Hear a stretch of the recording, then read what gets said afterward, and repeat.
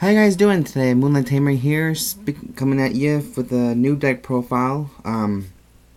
Well, actually, I can't say it's really a new deck profile since it has never been played for a very long time. So, today I decided to bring up or resurrect the old plan deck. Black Rose.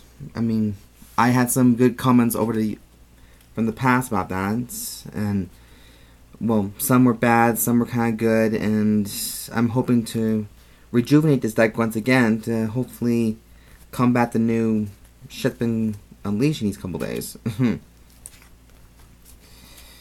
So, anyways, as we all know, that I used to be the former Black Rose duelist back then, but since there were so much problems in Yu-Gi-Oh that I had to end up taking a break from the game. I was about to quit, but not really. I would never let go anytime soon. The decks will not let me go, and that's all because Harpies caught my heart again. So without any further ado, I'm going to get on and start with the deck profile. For the monster cards, I have 2 copies of Bird of Roses. It's probably been a long time since I've played plants, but I played him recently at regionals, and I got crushed severely. This was a different build, though. That was a different build. This build was something I should have played in regionals before I had the chance, but never thought I had. So, anyways, Bird of Roses is a level 4 plant type monster, plant effect monster with 1800 attacks, 15 defense.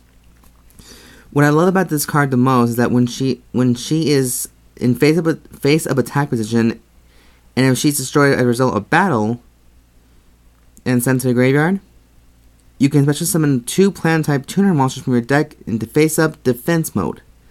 So that gives you more options for synchro summoning. I love this card to death, and I don't even know why I quit plants anyways.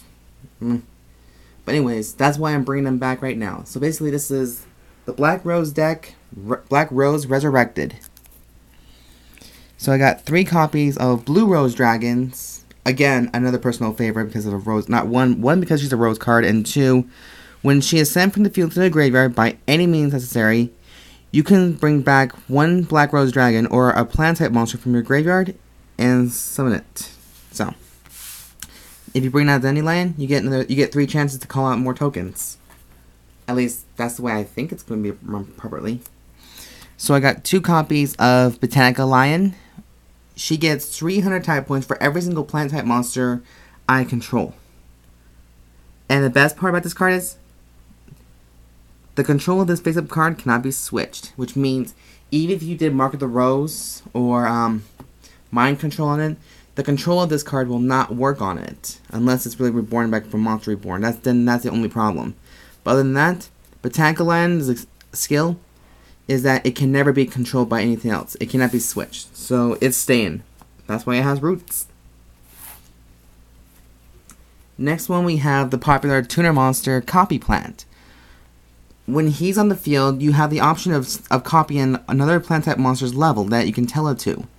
Since it's a tuner one level 1 tuner, you can change it to like level 4 to another level 4 for overlaying and synchroing for a level 8-star monster. So that's why I used to. It's doing this deck right now is bringing back old memories that I should have done better. So I got 1 copy of Dandylion, 2 copies of Gigaplant, another personal favorite,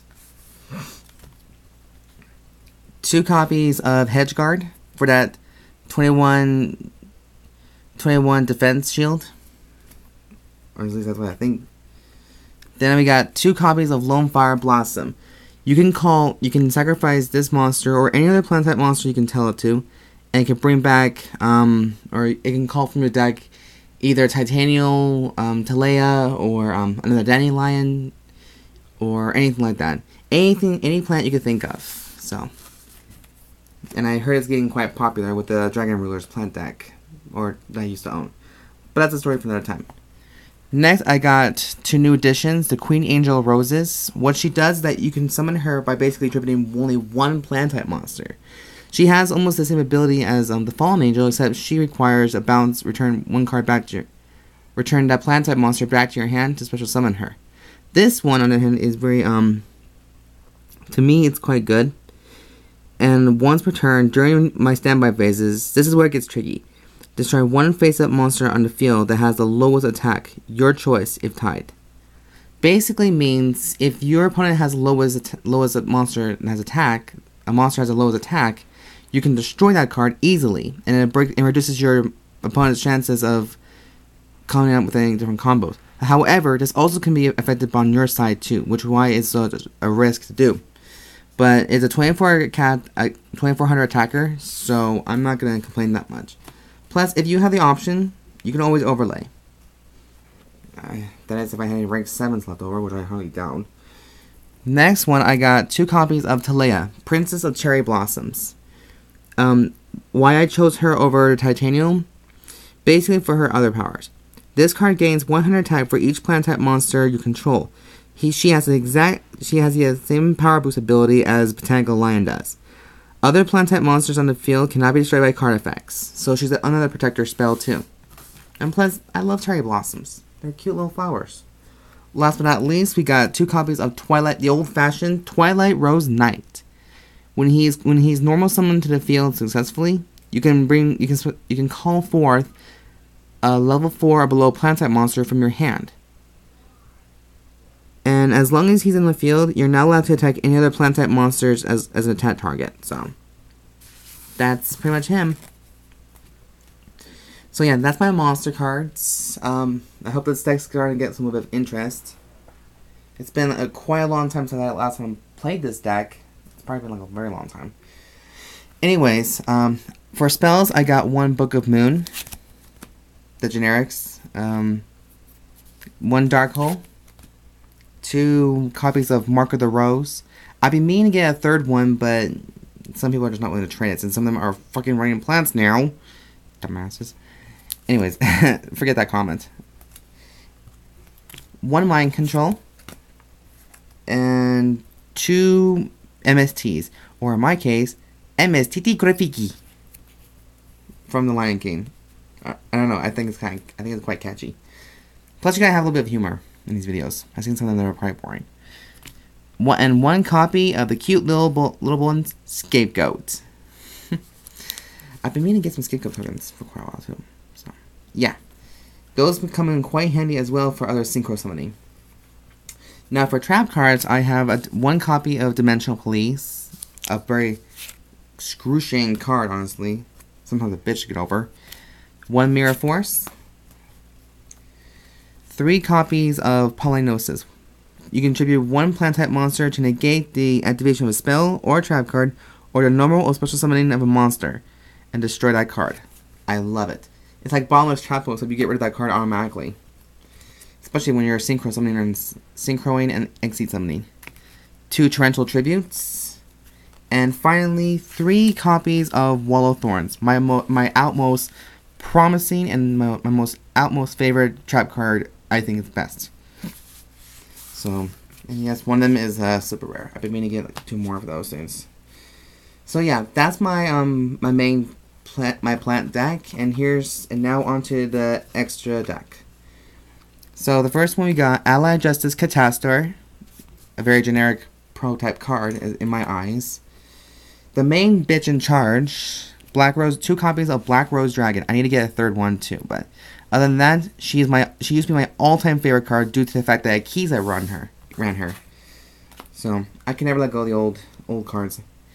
Now I'm running Celestial Wolflord Blue Sirius. I know he's a first time for me too. He requires 1 tuner and 1 or more non-tuner monsters, so he's a very generic card, a very easy one to get out. When this card on the field is destroyed and sent to the graveyard, you can target 1 face-up monster your opponent controls, and it loses 2400 attack. That is a kick-ass card, in my eyes. 1 copy of Magical Android for a little bit of light point boosting. Next, I got Queen of Thorns. Not the Queen of Silver Thorns, unfortunately, but this is the Queen of Thorns. Again, another personal favorite of mine. And also, she is quite crucial too, because every time each player must pay 1,000 life points to normal or special summon a non-plant type monster from their hand. So that's quite a generic card, and a very crucial one too. Quite critical. Anyways, I got Scrap Dragon, Star Eater. I think he's quite sexy and worse. He's been a bitch lately to get out, but I've been trying my very best to get him out as soon as possible. Last but not least, for synchroing, we got Stardust Dragon, the most popular since 5Ds. Now for the X scenes, we got 1 Giga-Brilliant, 1 Utopia, Black Ship of Corn, Photon Paparapative, and finally we got Wind Up Zemains. So these are some of the cards. And we cannot forget the cute little fluff tokens in human forms. They're so cute. Anyways, that's the plant deck, the Black Rose Resurrected deck. I hope you guys like what the new build is, and I'm hoping that you guys can see past, you know, its flaw. It may have some flaws in it, or it may have some weird mechanics in it, but overall, this deck to me means the world to me. So, anyways, please leave a comment down below, subscribe to Moonlight Tamer, and rate this video, disliked it, whatever you prefer the best. So anyways, this is Moonlight Tamer. I'm signing out for today. Have a great day. Bye!